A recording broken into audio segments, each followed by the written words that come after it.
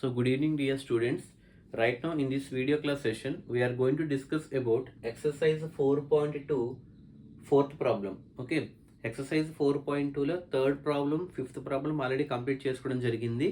So అదే మాదిరిగా exercise 4.2లో fourth sum we are going to concentrate now. Okay, just try to observe the question ఏమంటాడో చూడండి. Okay, same ఒకలాగే ఉంటాయి, ప్రాబ్లం లేదు. ఓకే, ఒక క్వశ్చన్ మీరు అబ్జర్వ్ చేయండి. అసలు fourth question, find two consecutive positive integers అంటున్నాడు. అయితే ఇక్కడ two positive integers find out చేయాలి. ఆ టూ పాజిటివ్ ఇంటిజర్స్ కూడా ఎలా ఉండాలి? కాన్సిక్యూటివ్గా ఉండాలి. కాన్సిక్యూటివ్ అంటే ఏంటి? వర్డ్ పక్క పక్కన అని అర్థం అనమాట. అంటే ఫర్ ఎగ్జాంపుల్ పక్క పక్కన అంటే ఏంటి? ఒక నెంబర్ 3 తీసుకున్నాం, 3 పక్కన ఏముంటుంది? అటువైపు 4 ఉంటుంది. అంటే 3ని కనుక నేను ఎక్స్ అనుకుంటే, అవునా కదా, 3కి ఎంత యాడ్ చేస్తే 4 వస్తుంది?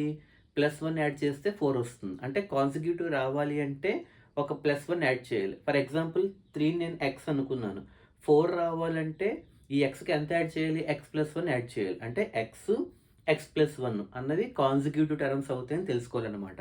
ఫర్ ఎగ్జాంపుల్ 5 అన్న నెంబర్ తీసుకున్నాను, 5కి నెక్స్ట్ టర్మ్ ఏమొస్తుంది? 6 వస్తుంది. అంటే 5కి ఎంత యాడ్ చేస్తే 6 వస్తుంది? +1 యాడ్ చేస్తే 6 వస్తుంది. ఇన్ కేస్ 5 నేను ఎక్స్ అనుకున్నాను అనుకోండి, ఎక్స్కి +1 యాడ్ చేస్తే నెక్స్ట్ కాన్సిక్యూటివ్ టర్మ్ వస్తుంది అనమాట. అది దాని మీనింగ్. సో కాన్సిక్యూటివ్ టర్మ్ అంటే పక్క పక్కన ఉన్నటువంటి టర్మ్స్ అనమాట. అంటే ఒకటి ఎక్స్ అనుకుంటే నెక్స్ట్ టర్మ్ దానికి +1 యాడ్ చేయాలి, అంటే x+1 అవుతుంది అనమాట. అది కాన్సిక్యూటివ్ టర్మ్. అయితే ఏమంటున్నాడు? ఆ రెండు మనం ఫైండ్ అవుట్ చేయమంటున్నాడు. అయితే sum of whose squares is 365. Sum of whose squares is 365 అంటున్నాడు. చూద్దాం. ఓకే, అసలు first two consecutive positive integers ఏంటో చూద్దాం. ఒకటి ఎక్స్ తీసుకుంటే ఇంకోటి ఏమవుతుంది? x+1 అవుతుందని చెప్పాను, అవునా కదా. అంటే let X and x+1 be the two consecutive positive integers. తీసుకోవచ్చు లేదా? ఒకటి ఎక్స్ కింద తీసుకుంటే ఇంకోటి ఏమవుతుంది? ఆటోమేటిక్గా x+1 అవుతుంది అనమాట. ఆ రెండు కూడా కాన్సిక్యూటివ్ పాజిటివ్ ఇంటిజర్స్ అవుతాయి పక్క పక్కన. ఓకే, ఇప్పుడు క్వశ్చన్ ప్రకారంగా చూసుకుంటే సమ్ ఆఫ్ స్క్వేర్స్ అంటున్నాడు. అంటే ఈ రెండు నెంబర్ల యొక్క సమ్ ఏమవుతుంది? ప్లస్ అవుతుంది. అంటే చూడండి, ఎక్స్ ప్లస్, అంటే ఈ సమ్ అంటే ఇదనమాట. సమ్ ఆఫ్ స్క్వేర్స్ అంటే first number X, second number x+1. Some of squares, మళ్ళీ స్క్వేర్స్ అంటే ఏంటి? ఫస్ట్ నెంబర్ యొక్క స్క్వేర్ అంటే ఎక్స్ స్క్వేర్, సెకండ్ నెంబర్ యొక్క స్క్వేర్ అంటే x+1 హోల్ స్క్వేర్. ఎందుకంటే సెకండ్ నెంబర్ x+1 కదా కాన్సిక్యూటివ్, అవునా కదా. అంటే ఒక నెంబర్ ఏమో ఎక్స్, ఇంకో నెంబర్ ఏమో x+1 అయినప్పుడు ఫస్ట్ నెంబర్ యొక్క స్క్వేర్ ఏమవుతుంది? ఎక్స్ స్క్వేర్ అవుతుంది. సెకండ్ నెంబర్ యొక్క స్క్వేర్ ఏమవుతుంది? x+1 హోల్ స్క్వేర్ అవుతుంది. ఆ రెండింటి యొక్క సమ్ అనమాట. అది దాని meaning. Sum of whose squares అంటే ఫస్ట్ నెంబర్ యొక్క స్క్వేరు, సెకండ్ నెంబర్ యొక్క స్క్వేర్ యొక్క సమ్ ఎంత అని చెప్తున్నాడు? 365 అని చెప్తున్నాడు. అంటే x square plus x+1 whole square equal to 365. అంటే దాని అర్థం సమ్ ఆఫ్ అంటే ఇది plus squares of two numbers అనమాట, ఈక్వల్ టు 365. అంటే దాన్ని బట్టి ఎక్స్ స్క్వేర్ ప్లస్ ఇగో x+1 whole square equal to 365. ఇప్పుడు సింప్లిఫై చేసేయండి, అర్థం అవుతుంది. అంటే ఫస్ట్ దాన్ని ఎక్స్ స్క్వేర్ అలాగే ఉంచి x+1 whole square a+b whole square formula అంటే a స్క్వేర్ అంటే x square plus b square అంటే 1 square plus 2ab 2 into 1 into X అనమాట. ఇగో 2 into X into 1 equal to 365. వాడు ఇచ్చిన data. Okay, next X square plus ఈ bracket చూసుకుంటే X square 2 into 1 into X ఏమవుతుంది? 2x అవుతుంది. Plus 1 square value 1 అవుతుంది, equal to 365 అనమాట. Okay, next X square plus X square ఏమవుతుంది?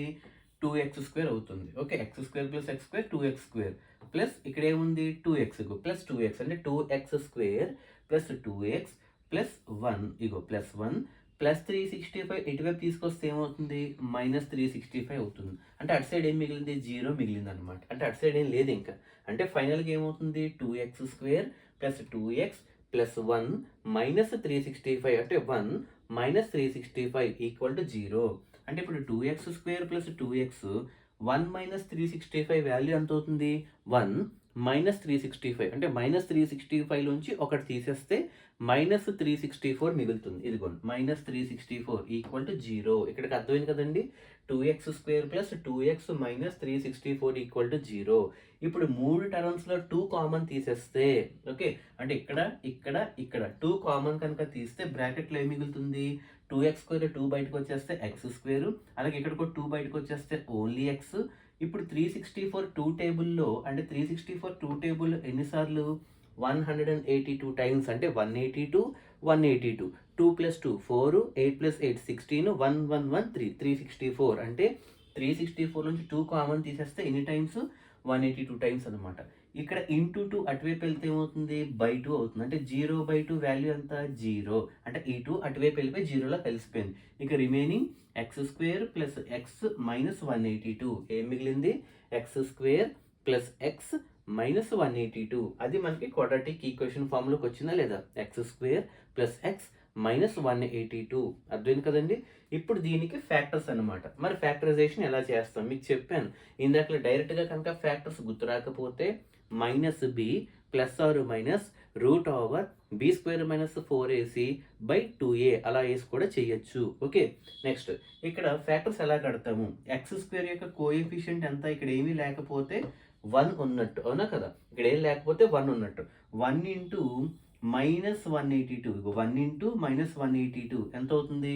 -182. ఇప్పుడు ఈ నెంబర్కి వచ్చే ఫ్యాక్టర్స్ చూసుకోండి. ఓకే, ఆ 2 నెంబర్స్ యాడ్ చేస్తే మిడిల్లో నెంబర్ రావాలి, మళ్ళీ ఆ 2 నెంబర్స్ మల్టిప్లై చేస్తే ఈ మెయిన్ నెంబర్ రావాలి. అలా వచ్చే 2 నెంబర్స్ ఏంటో చూసుకోండి. ఫర్ ఎగ్జాంపుల్ మిడిల్ ఏముంది? ప్లస్ ఎక్స్ అంటే ఏంటి? 1x అనమాట. అంటే 14x లోంచి 13x తీస్తే 1xే కదా, అవునా కదా? అంటే 14 ఏమో ప్లస్ కింద తీసుకున్నాను, ఎందుకంటే ఇక్కడ ప్లస్లో రావాలి కాబట్టి పెద్ద నెంబర్. అంటే +14 లోంచి -13x, అంటే 14x మైనస్ 13x ఎంత అవుతుంది?